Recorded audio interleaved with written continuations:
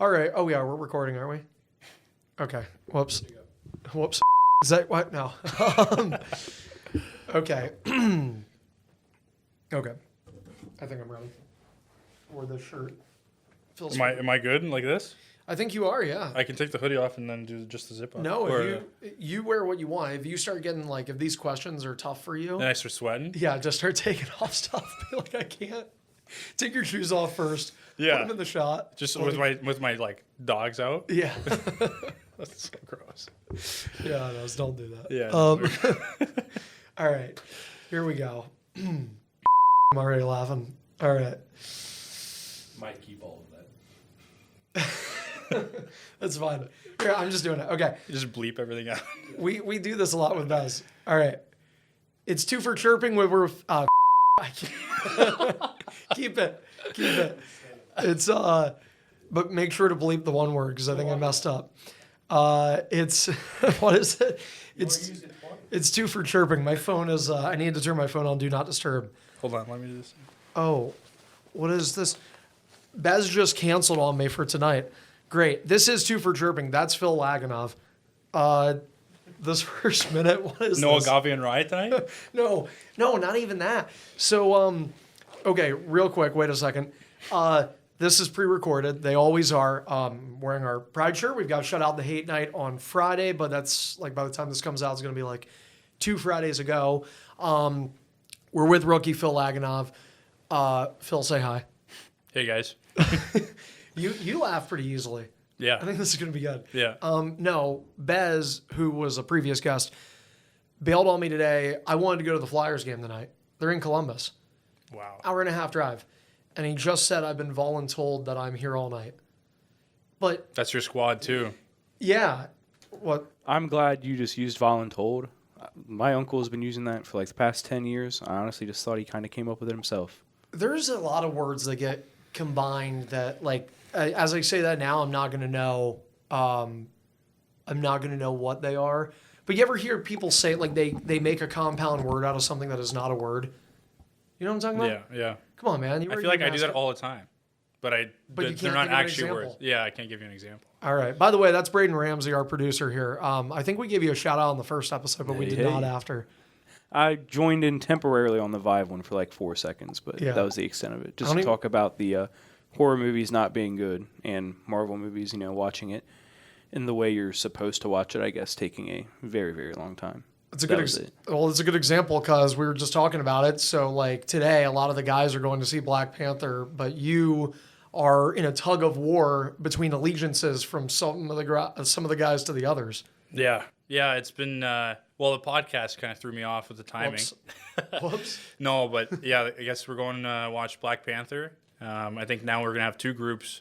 Since I'm here, I think we'll have 5 guys coming in late, probably a 7:30 showing, and then I think some of the guys are going right now. I don't really know the theaters around, so Me neither. No, Well, actually, I'm I do. But I got it. No. So am I the reason? Am I like literally the sole reason why this group got divided? maybe partial. I would say majority on me though. Majority on me. For what? Because I For knew two in the pod? No, no, because I knew it was happening. Like I could have avoided the debacle. Like Yeah. it's not even that bad. Honestly, it's gonna get all worked out. I told the guys to just go watch the movie, and then whoever doesn't go, like I'll ask later if they want to go watch it. Like it's not the end of the world. Hypothetically, though, everybody goes except you. Then you have to ask somebody to go see it twice in one day. It's like 6 hours of the day committed to Black Panther. It's not the end of the world. I'm a big movie guy, but I can wait. Okay, well, we were talking to Vive about Marvel and horror movies. Like, when you say big movie guy, like, what's your genre? What's your go-to?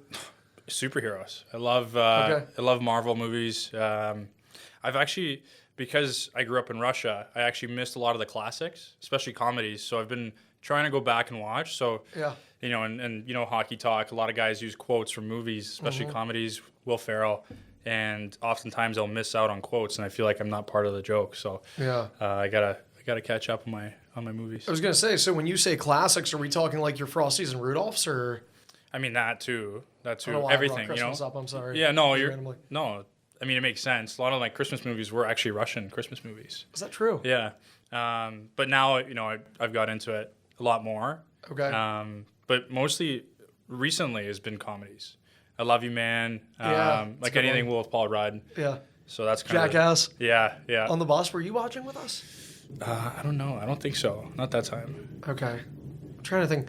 Did you play in the NHL tournament? No, I did not. Okay, so you weren't. Oh, so you weren't on the bus ride to Kalamazoo? No. No. Okay. Sorry, I'm forgetting because Lee Lapide like smacked us, and we used the Xbox that entire trip. Yeah, he's good. I heard. Yeah, he is. Yeah, sneaky good too because he was being all humble, like, oh, I don't Yeah, of know course. what I'm gonna do anything," That's like- laps. Yeah. And then he swindled us for money. That's Lemur right you there. know, yeah, there is Lemur. he was smacking us, and then Bez was furious because it's like a 5.5 hour bus ride, and we literally played NHL the entire time on the Xbox. So he's trying to sleep, and then Spruiller, who we were talking about Spruiller, and unfortunately he's been released since. But Emmett, if you're listening, we miss you. Really good guy that we've had a few laughs with. On the way back from the KZoo game, Painter goes to sit like the front of the bus, like to just hang out with the bus driver for a little bit, and he typically does that. And Spruiller was looking for a bunk to lay in, and we're like, oh, one up here is like the best one on the bus. He's like, you think so? And he goes up there and he went and took a nap in Painter's bunk. Painter comes back and is like, what is this guy doing? Like, Painter had some of his stuff in the bunk too, and Spruiller just shoved it over. And laid there. I've heard there's 2 bunks you can't touch. Yep. Absolutely no. Painter and Berkey. Yes. I've heard Berkey really takes care of his bunk. Yeah, Bez will donate his occasionally. I got his for a game in Toledo last year during the season. He's a giving guy, as you know. A giver, yeah. To be fair, I thought Painter was going to start wailing on this guy. Really? I thought he was going to bring out the paddle and just start overhanding him in the ribs, but he did not. Yeah. He first told Spruiller, he was making it super obvious that Spruiller was in his bunk. Yeah. Emmett did not read this. He's just like, oh yeah, no, it is a pretty nice bunk. And then Painter went back, talked to the guys in the back of the bus, then came back up, got in the bunk with Spruill, like suffocated him on the wall, and then finally he realized, like, okay, I think I'm in the wrong bunk. Yeah. So pushed him out. it was good. You should have been on the bus for Jackass Forever. We were watching that. Yeah. Was it a different bus ride? We were watching Nelk, or were you there for that one? I don't think so. How many bus rides have you been on? I'm like losing track. You've been playing. I know you were a little dinged up right after the opening game. Yeah. I feel like I was up top in one of the bunks one time, and I actually slept for like 2 hours. Nice. So I might have missed one Okay. fully, like full out missed it. But yeah, I've never had that experience. So I've never been on a coach bus like that. With in an my Xbox? life. With an Xbox, with bunks. Oh, never. that's right. Yeah. Yeah. That's the first time. Well, it's not a coach bus. It's a sleeper bus. So Oh, yeah, I guess, all yeah. you know is coach Yeah. buses. Yeah, vice Right. versa. Sorry. Yeah. I don't even know what it's called. I didn't mean to put you on blast there. You know, No. Don't know classic movies. I don't know my buses. Don't know bus terms. You know. So for you, and we do need to dive into this. I'm just having fun, but like I said when we interviewed you in your player signing over the summer, that like I thought was really cool. Like you're from Russia, like you spent a lot of time over there. What was that experience like? I mean, and hell, we could dive into all of it, like the coach buses from there to Canada to U.S. Like obviously you were not given the most luxurious hockey player life. You didn't have your own bunk. Did you have satellite, good HD TV? Where, here? Yeah, well, that's true. Ours goes in and out. Yeah. No, I've honestly, growing up in Russia, I was just fortunate to play. There's only 2 rinks in our hometown, Yekaterinburg. Try saying that 3 Can you say times that fast. again? Yekaterinburg. Yekaterinburg? Nailed it. I'm supposed to Yes, talk your for job, 11, yeah. buddy. Let's go. I'm impressed. So if I were to say, like, when you, like, if you've got the puck in a game, am I able to say, you know, all right, Yemen slid over to Lagunov, and here comes the Yekaterinburg native. I mean, that was close. You gave up on it in the end. Yekaterinburg. Like, you know, St. Petersburg? Yeah. You had it. You It was had the it. Yekaterinburg native. Yep. Yeah. Is it Yekaterinburg, Russia? Yeah. Well, there's provinces too, but you're not going to be able, those are a lot more difficult to pronounce. Sverdlovskaya Oblast. Yeah, there's no chance. What is that? Yeah. Oblast is like province. So Okay. there's a lot of them, and then Sverdlovsk is the one I'm from. Like, that's where Yekaterinburg is. So Svidlovsk. It's gonna be really tough because there's the R, right? That one's really, it throws you off. So Yekaterinburg, Sverdlovsk, Sverdlovskaya Oblast. Sverdlovska Oblast. I mean, that's pretty good. Sounds like Obelisk the Tormentor. It was a card in Yu-Gi-Oh. But Yeah. okay, anyway, sorry. No, you're good. So you started growing up in Russia. How many years were you there before you left? I was 9 when we moved. So my first grade in Canada was grade 4. Wow. Yeah, so growing up in Russia for hockey, there's our city, I think, was 3rd or 4th largest in Russia, so it's relatively large. I think it was 1.5 million population at the time, and there's only 2 youth teams. So it's actually really difficult to play. You would think, you think about Canada, even the U.S. now, every big city has a ton of minor hockey teams. I mean, I guess not Cincinnati as much. No, but we have more than 2. More than 2. Just, and people think that, hockey is maybe not as popular here, and yet there's more than 2 teams. Yeah. And, if you weren't good enough to play, you just don't play. Or you play in the outdoor league, in the winter, which is basically 8 months out of the year. So is the outdoor league like the way of, okay, I didn't make the team, I'm going to play outdoor league and try out again next year? Yeah, most kids. I actually played in both. At the same time? Yeah, I have I don't have a lot of memories from when I was little, but I remember a few vivid ones, and it's called Shaiba, which is, if you translate, it's called basically like puck. That's like kind of the outdoor tournaments. And we were playing a game, and it was so hard to see where you actually didn't know which way you were skating. Like you didn't know, once you got out there, you didn't know which way was your end and which way was the other end. Is it because of how long it was? Like fog. Yeah, it was snowing, fog, and it was just, it was coming down. Yeah. And now thinking back, it was probably pretty dangerous. Yeah, probably. Well, so like in that case, I mean, I'm also trying to think this too. Now you were really young, so maybe this is a question for your dad. But like, what? I mean, it costs money to play over there. Like, what is that comparison? Because I think in the U.S. and even in Cincy, man, like the biggest challenge with hockey is if you try to even get like my little brother. So my brother and I played, but I didn't play until I was bantam. So I played 1 year of bantam, then midget. Then my brother, though, he was a mite. So he was 5 when he started. Even him, because when you're 5, you don't need a $300 stick. You don't need $800 skates. But it was still like $1,000 of equipment. Yeah. Plus you have to pay to sign up. Like it adds up. So, I mean, I don't know if you would know that. Like, what was cost over there?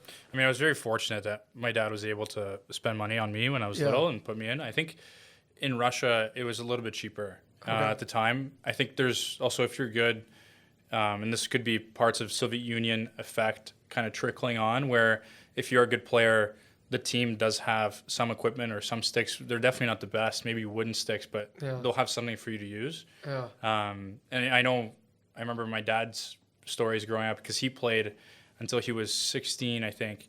And I guess, he told me he was pretty good. And one of his most proud moments in his hockey career is when the coach took him to the storage room and, he told him to pick any stick he wanted. Wow. And, at the time, like, they were just wooden sticks and you get to curve yourself, but he was ecstatic because I think he used like a wooden stick that he just bent himself at the time. Like, it's crazy, right? So I was very fortunate.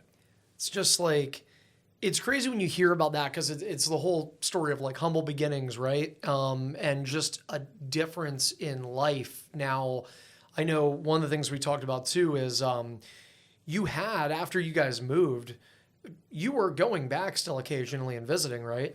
Yeah. Yeah, I used to go back every summer when we first moved, I'd go back for almost the entire summer. And as time went on, we reduced it to about a month. Yeah. Just, obviously training, and my life was always revolving around what I'm doing in Canada. Right. But my grandparents and extended family still lives there. Yeah. So unfortunately, I haven't been able to go back in almost 4 years now.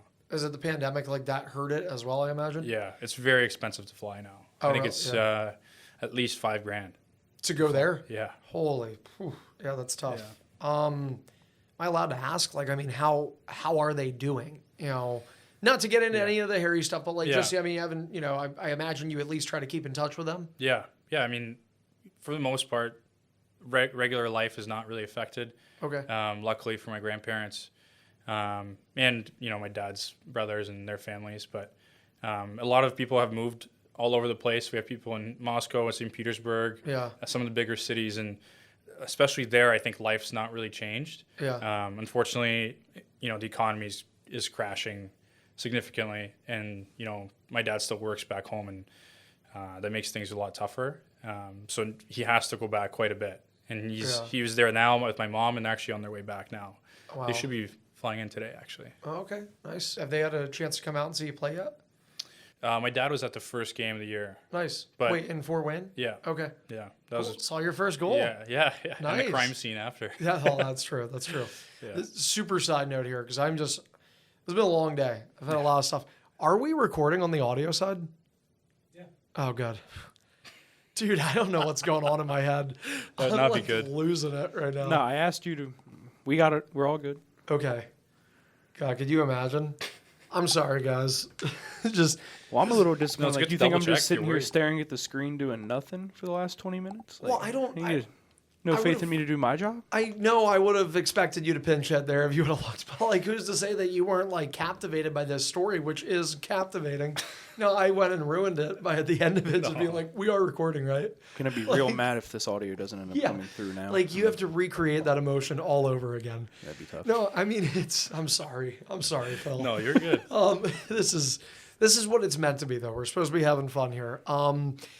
It's good that they're doing well, obviously. I mean, for you, like, to be able to, it's got to be hard as well, because then once you said, like, your life kind of centered around Canada, and then the other hard part, and we all find this out, like, whether it's players, coaching staff, hell, I mean, I'd lump myself in here. Like, once you commit to this sport, there's just so much that has to take a back seat to it. Birthdays, weddings, just holidays, even. I mean, we're playing on Thanksgiving this year. American Thanksgiving, but nonetheless, like how do you handle that given that you've kind of got family spread out, Canada, Russia, maybe some friends here from, back at UMass, like how is that managing of that? It wasn't easy. And I was always the baby of the family. My brother is 15 years older than me. And wow. He's very independent, very good communicator. And I was babied. Like, I'm going to be completely honest. Yeah. And leaving to go to UMass, leaving home for the first time was very difficult. And, I was lucky to spend a week at home for Christmas during those years. And I felt like that was terrible. Like I wasn't, for Russia, Christmas, or I guess Christmas would be on New Year's. Okay. So I'd always be back at school for New Year's. So our whole family gathering, I would always miss it. And I would call in on FaceTime and I was devastated. Yeah. And, I've learned to manage, and unfortunately, because of COVID, we weren't able to go back. So I actually, 1 or 2 years, I think I wasn't even able to go back at all. Wow. And, it's a sacrifice we have to make. Obviously it paid off in the end that senior year. And ultimately, I think brought the team closer together. Not to like ultimately humanize you, but I mean, when you say devastated, like, is that the kind of thing that like you'd catch yourself crying a bunch here and there? Oh, for sure. Yeah. I was emotional. Yeah, 100%. I mean, my first summer at UMass, I struggled. Like, I'm going to be completely honest. If not for the team psychologist, like, I would have probably went home. Wow. I went to a dark place. I could speak freely. I know this is, I got through it. And if not for the team and Dr. Haljan, I would have probably went home. Yeah. I remember vividly, I walked out. This is probably, at the end of week 1 or week 2. And I texted him because I've hit rock bottom. And I knew it was a really good opportunity, but I felt like I couldn't handle, the social side with managing like everything, little detail on top of it. Yeah. Whether it's the rink or just doing my own laundry, and the guy is the busiest man in the world, Dr. Haljan. Mm-hmm. The best resume you could find for somebody in his position. Yeah. The guy answered my text within the 5 minutes, and he was at our apartment within 15 minutes. That's incredible. And that's awesome. Yeah, and the team now, he still works with the team, and very fortunate to have him. What again, not to be too intrusive, but it's a tell-all podcast. Like, what is rock bottom for you? Or what was rock bottom? Does it just mean like you were just like emotionally distraught to the point where like, because I feel like everybody's been there when you've had something bad. I remember, because I can relate a little bit. Not quite the move that you had to make, but like my first opportunity really away from home, I worked in the SPHL, and I applied for the job on like a Tuesday, got called, and they told me they were going to offer me the position Saturday. And I remember I was like waiting because they were going to give me a formal offer letter. Yeah. I was waiting for it to be such a bad offer letter that I could turn it down so I could stay home, because I knew if it was okay enough, I had to go. Yeah. And it was okay enough. So I had to go. And on 10 days notice, I had to move 12 hours away from my family. Wow.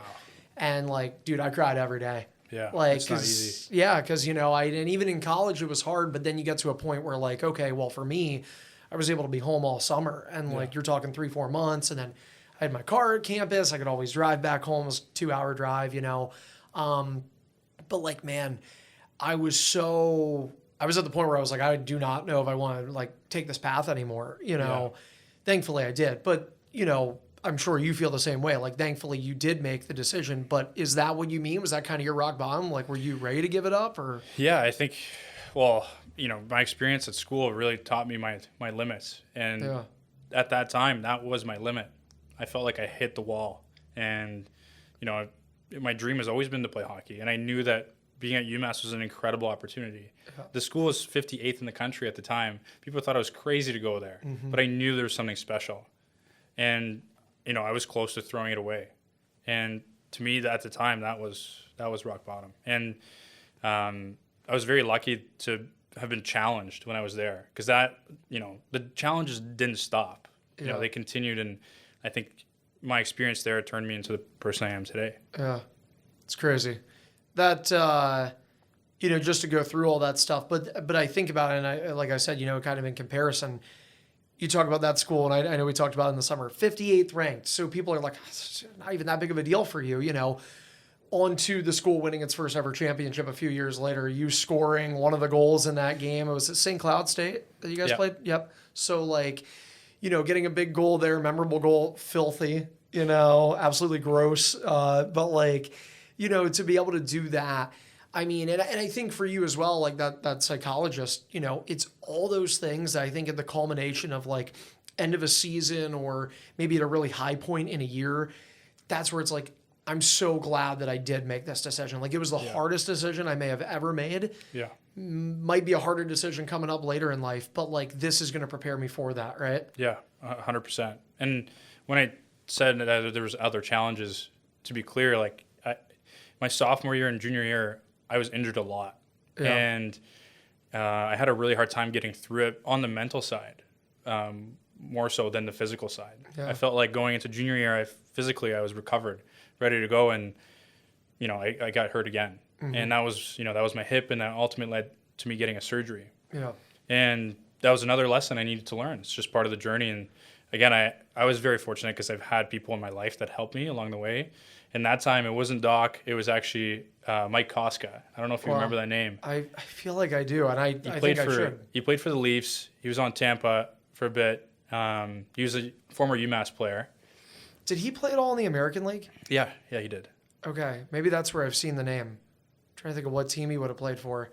Played for a team in the Northeast, maybe?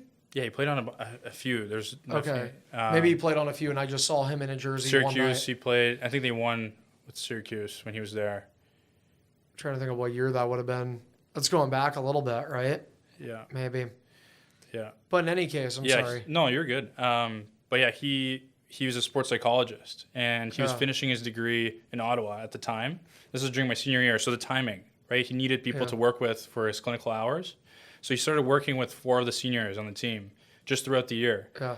And, the lessons that I learned from him throughout that year have helped me significantly, and that was kind of, it just not fell into my lap, but, Carv reached out. He's like, hey, I know you're dealing with the head coach. Mm-hmm. I know you're dealing with these injuries. Like, you want to talk to Mike? And it was perfect. Power of serendipity. Yeah. I've been told about that. That's a big word. I don't know if it's in my vocabulary. Well, I don't know what the Russian version of it would be, but I'd imagine 4 times the length. Yeah, maybe. It's, no, I mean, it's one of those things where just things sort of like like you said, I don't know if you want to say fall into lap or fate. Like that's a totally different topic. But like the idea of fate, I don't even know what I believe in, but I believe in at least enough to say I do think things happen for a reason. I think a lot of times they happen organically. Yeah.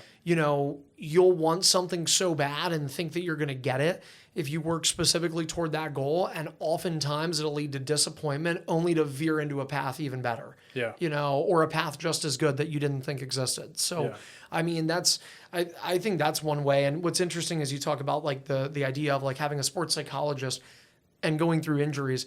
That is a commonality. I don't think enough people understand this. I have talked to people, hell, even on our team with Andrusiak, with what he went through. I've talked to athletes that have had concussions, Achilles, torn Achilles, guys that have had separated shoulders, and these, either gruesome or really painful injuries. And people will sometimes see them in the moment, like if it's a hit or going into the board wrong. And it's like, you grind your teeth at that. And what's true in almost all those cases is the most pain they go through is up here. Yeah. Because it's just mentally trying to persevere through that and the months and months of rehabilitation and, not being able to move or think the right way. And I think you're kind of living proof of that, right? Like do you think that the mental side was worse than the injury itself? 100%. I think the lingering effects... Right. Yeah, that's a good way to word it. Were something that I wasn't aware of at the time. And, the pain was real. My sophomore year when we went to the final, that was probably the most pain I've been in my life. And I was playing at the top of my game. Yeah. And to manage that was, I wouldn't have thought it was possible when I was playing in juniors. Yeah. Going into the into regionals, I had 2 torn ligaments in my wrist and a broken thumb. So I was on 2 prescription medications going into it. Yeah.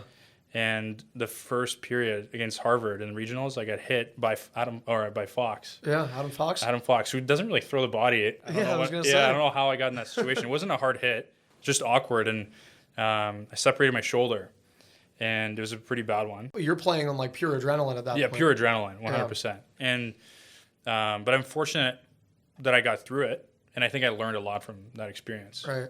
Because, as time went on, obviously I had some lingering effects, like I said, but I learned my limits, and I think I knew that I had an amazing opportunity to win, and it was completely on me. Like it was a decision that I made myself. Yeah. And I thought you never know when you get another chance. Yeah. Well, like think of the exposure too. Like you were at development camp with the Bruins at one point, right? Yeah. So like I think of things like that, and it's like, okay, well, if I don't go to UMass, do I get that opportunity? I don't know. Maybe you would have. I don't know what you think. No, I agree. I think that year that I committed to UMass, I had the option to go to Steelheads in the OHL, and I think there was one other team in the Quebec Major Junior League. But I was fortunate to have Mark Juris as a head coach. Yeah. I know you love this guy. Yeah, he's the man. He saved my career. Yeah. For more reasons than one. And, this is one of them. He sat me down and he said, I don't know if this is the smart decision for you. I think you're a good player, but physically, I don't think you're ready to play in the OHL. You're a late bloomer. So if you want to succeed, I think ultimately the long journey is the right one. Yeah. And it wasn't easy to hear. It's not something that For sure. And I think not everybody will listen. And I think I was lucky that I did. Like, none of us know if we're going to make it to the NHL. Myself, Jason, Alex, Tim, Berkey, like I would hope and think that everybody's goal is like, I want to do my job, whether it's, a player or a broadcaster or a coach, whatever.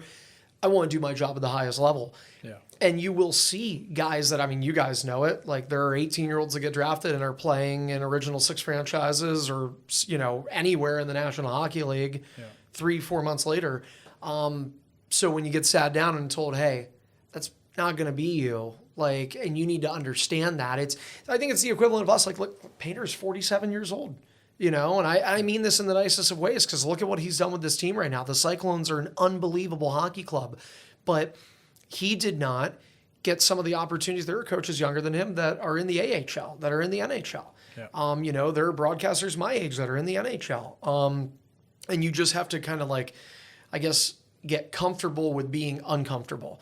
Because initially you're like, I don't care. And that's my mindset. I'm very, I guess, bullheaded, if you would call it that. Yeah. Like, no, I don't, I've had people say that to myself about like, oh, you have to take this path. And I think my initial reaction was like, that's cool that you feel that way. I disagree with you, and I'm going to do it my way. And then eventually you realize, like, okay, well, I probably have to do it this way. Yeah. I mean, you have to put the ego aside. Yeah. Right? Ultimately, that's what it comes down to. And your opportunity will come. Like you said, Yeah. things happen for a reason. I also believe in that. Yeah. I think, I wouldn't be here on this team if not for that. Yeah, and obviously, too, with this opportunity, like last year you played a few games in the AHL. The goal is to get back there, but it starts with getting here, getting consistent reps in, right? Yeah. Like getting your games in. Because, and this is, I think, the other question. Maybe you could go to the AHL right now, but what's better for you? Is it better for you to be in the AHL and maybe get scratched every other game and play 5 minutes on the fourth line? Or is it better for you to be here where you might get a move up in the lines? I mean, Saturday you were playing on the top line with Cappy and Viver. Yeah. Like, nobody knows, but I would think that opportunity right this moment may not be available for you in the American League, but who's to say it won't be if you put the work in here, right? Yeah. I mean, I think one thing I learned as well from college is taking things a day at a time. Yeah. And small victories, Yeah. whatever they are, right? You don't know what to expect when you go into the rink, like what line I'm going to be. I have no control over that. So whatever is there, I have to make the best with what I have at the end of the day. So if it is practice and I'm, on the fourth line or fifth line, I'm not in the lineup, doesn't matter. Right. I'm just focusing on having a good practice. Yeah.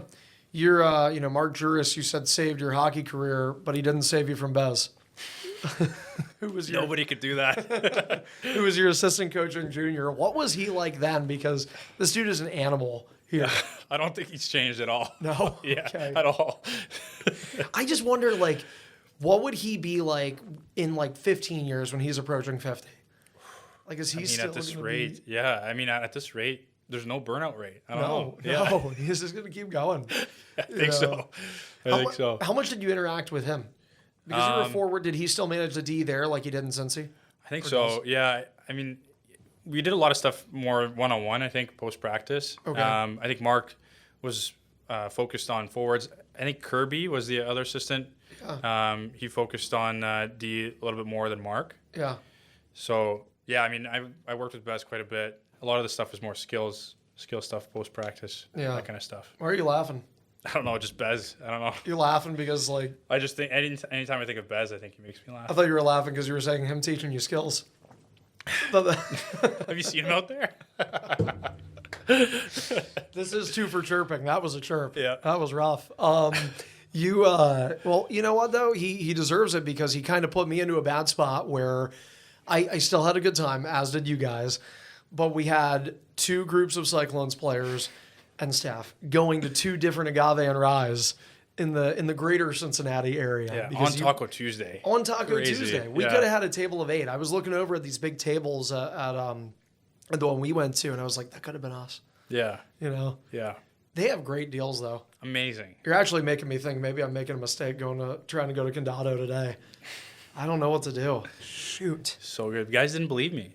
It is really good. It's super cheap, too. It's only too. 3 tacos for $9. They didn't believe me. Yeah, maybe we will go there for lunch. We might. And the beer's cheaper. I think we are going to do that. Okay, there you go. Yeah, we have to switch it up. I'm trying to think of how I want to... sometimes I want to segue things, but I have nothing to segue them with. Like, I like that perfect transition point. Okay, yeah. I don't have that right now. That's okay. Somebody's disturbing my sound because I hear people rolling the cart around out there. I hope that picks up on the audio. Wait. If it picks up, jack it up to 75 on the gain.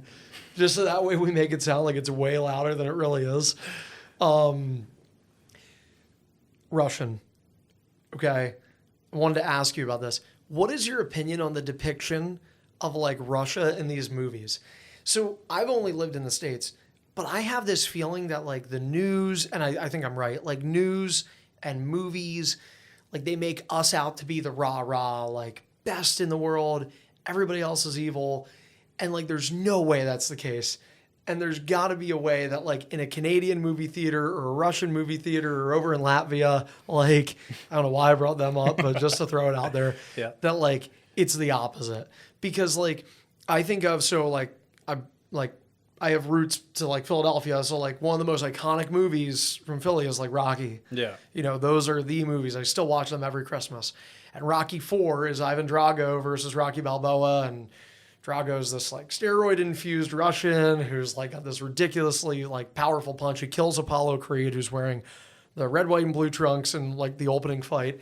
Have you ever seen these movies? Because I know you said you've been eluded from classics. You ever see those and go, "This is not like that"? It's funny enough you bring this up. I haven't watched them. No. And Okay.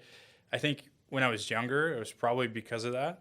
Okay. Because of that connection, Yeah. and Russian being the bad guy. Now, I actually love seeing it. I think it's funny. I love watching the Russian mob. You know, like the Russian mob movies. Yeah. It doesn't offend me in any way. I understand the history behind it. I'm very fortunate to have lived in Both.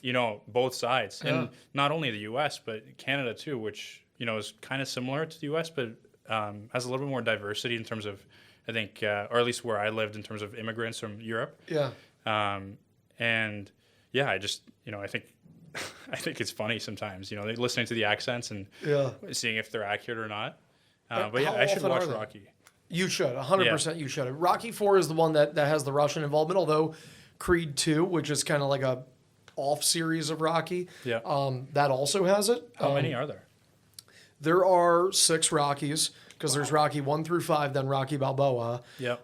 which is Rocky 6, but it's not called Rocky 6. Then there's Creed 1 and 2, which still have Rocky in it. Yeah. There's a trailer for Creed 3 now. I don't know when it's coming out, but Rocky is not going to be in it. Sylvester Stallone is not in it, so I don't know that I'm going to watch it. Okay. I appreciate nostalgia, and I don't like the idea of not having him in there. I'm pretty sure Sylvester Stallone did not even give his blessing to that movie. Yeah, I heard him come out. Wow. And he was like, There's some "This controversy. shouldn't be a guys. thing." Yeah. There's some controversy around it. I mean, I might illegally stream it online for free, but sorry guys, Movie Flixer 123movies.com. Very common in Russia. Are they the streams? Yeah. There we go. Yeah. So I just don't know. I don't know, but I might see it on a Ticket Tuesday. Like, you guys are smart going today. Yeah. Are you speaking of movies again, like horror movies at all? Like, I know you said sport or superhero movies, but No, I can't say I'm into horror movies. you get scared easily? I used to. I don't think I do anymore. Okay. So I just stay away from it now. I've watched a few. All right. But yeah, I don't know. I don't really enjoy them. Do you have a favorite movie in general? Like a favorite movie, hands down. Oof. One you could watch over and over again. Doesn't matter if it's comedy, Marvel, Winnie the Pooh. I think Guardians of the Galaxy was the one I've watched the most, the first one. There, I was about to say that. I think in terms of, Not the second one. Honestly- I've seen the second one time. That was mad. Lord of the Rings, though. Oh, I think- God. Yeah. I wish. think- You ever see Joe Rogan's podcast? Yeah. I wish this was the situation where the TV was up there, because there's these Jay and Silent Bob movies, and they're New Jersey based, which is relatively also close to where I'm from, and they all over the Lord of the Rings movies. Not really. It's 3 movies of people walking through a volcano. Yeah. And I mean, I've seen a lot of parodies. They're funny. They Yeah. are good. But hey, it's whatever. You can you can like Lord of the Rings. Yeah. It is what it is. What are you, a Harry Potter guy? I knew you, I swear, man, I'm too smart for this. I talk to my girlfriend about it at home. She'll be in the middle of a sentence and I'll just finish it for her. And she'll be like, "Can you not?" And I'm like, "I'm too smart for this conversation. I should not be in it." And that's kind of where I'm going with this now. I knew you were going to say something about Harry Potter. They are the inseparable franchises, Lord of the Rings and Harry Potter. Well, the guy who played Dumbledore in Harry Potter played, I don't know who the character is in Lord of the Rings, but it's the same guy, so he just brings it all together. Oh, that's why. Maybe that's it. Maybe. So you're a Harry Potter guy. I am a Harry Potter guy. I actually did used to be a Harry Potter guy. My mom would take me to the movies up till the first 5, and then she stopped after, and I was like, all right, whatever. Way to ruin a family tradition. I read all the books when I was in 5th grade. Yeah? Yeah. Tell you what I like. Whatever, embarrassing, but superheroes, right? Same thing. Grew up, bleep it. I grew up on Dragon Ball Z. Okay, yeah. Like that was we had a player Yoshiro Hirano last year who's from Japan, and like I talked to him about it, and he was like, "That's what I watched growing up." Like he's a couple years younger than me, so it was cool when Yush was on this team. He's in the AHL now, doing great things with Abbotsford, but I don't know. It's like superheroes. It's very similar to Marvel. It's just animated, not like a live action movie. Yeah. You know, you're like, yeah. No, I watch animated movies too. Oh, all the yeah? time, yeah. Okay. But they're more not Dragon Ball Z. I've actually tried it, I think, when I was younger. Yeah. Surprised you didn't stick to it, man. Yeah, it's good weird. story. Yeah, I've heard it's really good. My cousin, Yeah. I get all that, the nerdy side from my cousin. Yeah. And Sure, blame it on somebody else. Yeah, of course. Yeah, it couldn't be you. Play hockey. No, right? I love it. I love it. I was sold right away. Yeah. I remember, I think the first movies that I watched that were, I guess, not Russian, and were real movies were Star Wars. And I was glued to the TV. And I remember I was probably 11 or 12, so I couldn't really speak English fluently. But I remember I was stuck to the couch and we were going to leave, and I was freaking out. I was probably crying. I was like, I got to finish this movie. Wow. Yeah, I remember, I remember my dad saying, like, since when? Like, you don't even understand what's going on. But I cared, obviously. So yeah, no, I was I mean, hooked. you get invested into that stuff. What's so movie Guardians of the Galaxy? I know we were on radio like while you were on, I was supervising, I guess, eerily in the background. But big Chipotle guy. Yeah. But I'm wondering if agave and rye is like rivaling that. Like, do you have a favorite American food? Favorite American food? Yeah. I mean, you guys said burgers and fries. American. There you go. Is that it? No. It could be. You You ever go to Five Guys? Five Guys is good. Unreal burgers. Really good. Look at Braden. He's like, God damn, why are we going to agave and rye or condado? Dude, I've been trying to go to Five Guys for like the last 3 months, and I've just not made the time for it. That's on you, man. I know, it really is. Well, they're putting one in like 5 minutes from my house, so I keep waiting for it to open. Yeah. And I just feel like they keep pushing the date back. Or I'm not aware of when the date's supposed to be. I have no idea, but... Yeah, well, you shouldn't be, because if you're aware, and this is the problem with me, like I get into bad weeks. Like, you ever have a bad week where you're just traveling too much and you're like, I'm eating out all the time. Like, so if you're ever at the point where you're eating out so much that you have to know the date that a joint is opening up, it's not good. That's true. Well, like I said, I know it's just a new location. There used to be a Smash Burger there, but it went in and replaced Never it. had a smash burger. Yeah. It was Neither okay. have I remember you ever see the movies Harold and Kumar Go to White Castle?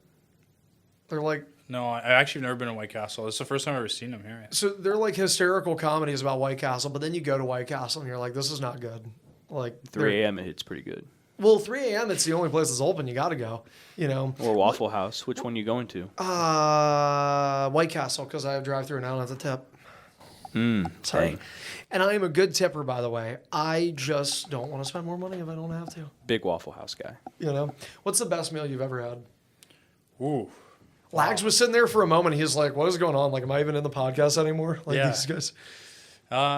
Best meal I've ever had. Yeah, like, there's got to be, hasn't there been one place you've gone to that's like, dude, that was the best? Like, I love steak, but this place had the best steak. I love tacos. Agave and rye had the best.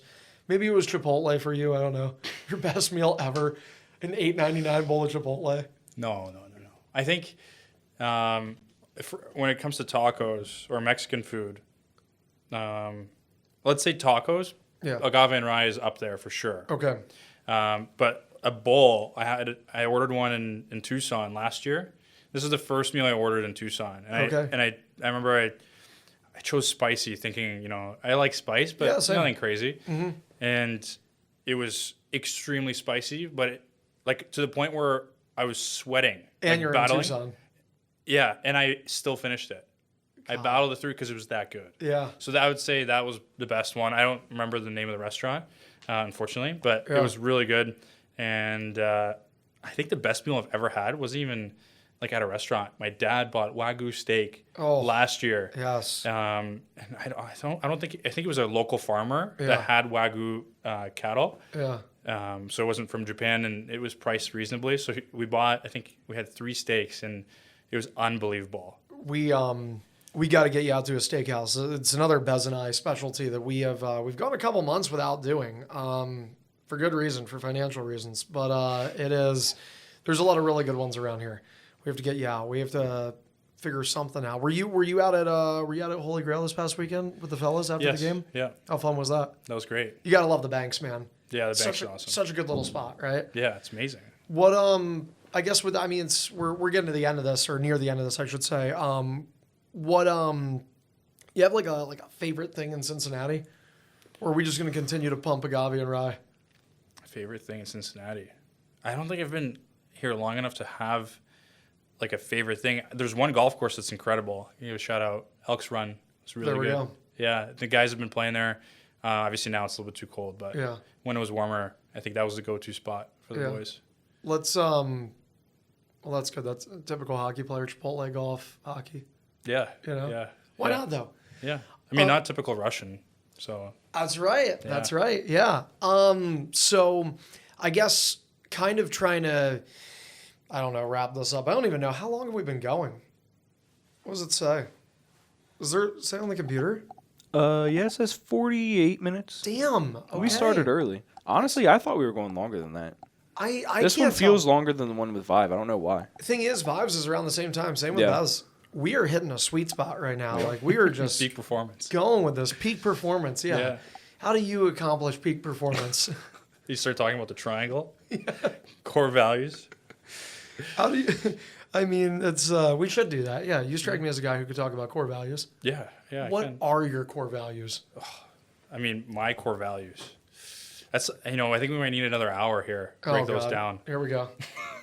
Get at it, man. Dude, I don't know if my stomach has at any point ruined the audio on this too, because I did not eat enough this morning. I've been really bad with that lately. I've been like eating little to nothing in the for breakfast. I had like a banana and like a granola bar and just fasted. feeling it right now. Yeah, I'm trying to somewhat Yeah. of the level of it, Yeah. like intermittent fasting. Have you actually tried intermittent fasting? Yeah, like a little bit. But it's my version is a bit different because I'm doing it in a way where like, you know, some people they come up with this window of time like, okay, those 3 hours a day I can eat. You know, mine is like I'll try to eat a very little bit in the morning just to have something like give me some energy, and then I'll try to maybe eat a full meal for lunch. Yeah. And then the rest of the day, if I can go without eating, I will. And if I need to eat, I have to go into the snack cabinet for something small. So like a thing of peanut butter crackers, or like the other day, I literally just was like, you know what? With chopped strawberries, I'm going to eat those, one banana, one apple, and I'll get full off eating it. Because it takes me 20 minutes to eat it anyway. So as you're eating slower, you're getting fuller faster. You know? Yeah. That's my kind of soft version of it. But overall, it's better than eating like, you know, because dude, and I'll tell you, and obviously the schedule, this is not supposed to be about me, but like this, like when you play a game, there's nothing worse than eating lunch early and then not being able to eat until 11 or midnight after a game and just starving. Because on a normal night, I'd be asleep by then. So I wouldn't have to worry about it. But now I'm like home, I'm like taking my suit off, like switching into pajamas, hanging my stuff up, typing out things for the next day. And I'm like I need to eat something. Like I'm in like pain because I haven't been eating. Yeah. You know? No, I get that. What would be your diet recommendation? I tried intermittent fasting 2 years ago over the course of the summer. Mm-hmm. I did it for 2 months, I think, or a month and a half maybe. And I actually felt amazing. And I think it's not realistic once you get in season. Yeah. You have to be realistic. And, you know, talk about the game too, the routine. It's not easy when you're playing. And if you eat too close to the game time, your stomach turns into a knot. Yep. Right. And you get the pain, the gas. It's brutal. Mm-hmm. So I solved this problem by eating, you know, like a little bit of a bigger breakfast, slightly larger lunch, not crazy, not like a big meal. Yeah. And then, so, you know, for eating this in Russia, you might go to prison, but I'll get like a big acai bowl. Oh, I love those. Yogurt Incredible. with the fruit, granola in it. So I get good. peanut butter topped on top. Yeah, you peanut know, butter with the a little bananas. Nutella on there too. I'm not a Nutella guy. I don't like chocolate. Oh, you don't like chocolate? I don't That's like crazy. chocolate, man. What about like honey? You gotta, or maybe maple syrup, something. In an acai bowl, Yeah. maple syrup. Yeah. I've never even heard of that. Really? My go-to, which by the way, Better Blend. Have you heard of this? No. I don't It's like think so. 5 minutes from here. Okay. unreal acai bowls. Wow. I have to try it. I don't know if you make your own at home or what are you doing right now? Right now, usually just I buy a Costco pack. Oh, dude, no. So- No, you got to go to this one, man. Yeah? Because Okay. it's so good. And they have a good rewards program, so you can There you earn go. points There you fast. go. I love those. But no, I'll get they have like 4 different flavors. I get like the Super Bowl, whatever it is. And it's like purple, like that's what the yogurt is. Yeah. Blended with blueberries, blackberries, strawberries. Then my toppings, you can get up to 4. Then you pay extra for any additional. Yeah. So my toppings will be strawberries, banana, granola, peanut butter spread. Wow. It is, dude. I'm telling you, man. You and I can go there sometime. We Happy need to take you. Yeah. How? What's the portion like?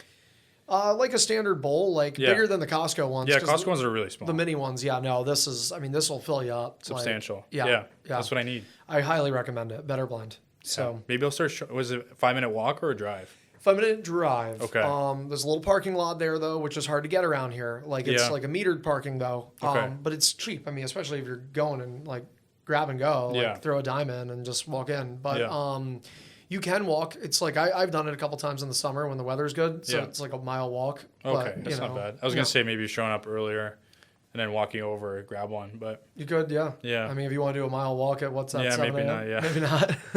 maybe not. Dude, I'm telling you though, man. If you don't like those, let me know. But if you like acai bowls, you will love those. Okay. You know. Yeah, I'll have to try it. Yeah. That's So- another spot. Add it to the list. Chipper and with chipper and agave and rye. That might be a good blend. yeah. Maybe you eat yeah. an acai bowl next to agave and rye. Yeah, but I gotta reserve that steakhouse that you told me about. Eddie Merlot's. Yes, I'm gonna because Or Capitol Grill or Precinct. Precinct is like you just got paid and it's the same day you got paid. Because if you wait 2 or 3 days to go to Precinct, you've inevitably spent some of your money already. Today and is you're a little Tuesday. nervy. Tomorrow's payday. Tomorrow's payday. Yep. Yeah, I don't know. Yeah. This weekend maybe. We're gonna have one to of figure them. it out. One of them. I have to try one of them. For what it's worth, this podcast is obviously, again, pre-recorded, but it will air on a Tuesday. So if anybody else out there is getting paid on a Wednesday, and by chance you want to go to a steakhouse, you just never know who you might run into. There you go. Yeah. Phil, can you do something? We're at the end of this podcast now. So this is Phil Lagunov. This was 2 for Chirping. Can you just have a little bit of fun and just end it with something in Russian? Russian? You can Like, speak say- Russian, right? Yeah, of course. Say something, don't explain what it is, and let the fans look it up to figure it out. Oh, how are they gonna look it up? Just make sure if it's something inappropriate that it's not terribly inappropripe. No, I'm not gonna do anything inappropriate. Who do you think I am? Come on. Oh no, Alex Becerra. Yeah, true. I'm gonna just say a short thing. Большое спасибо. That's it. That's it. All right, 2 for Chirping with Phil Lagunov. Lags, thanks. Awesome. Thanks for having me.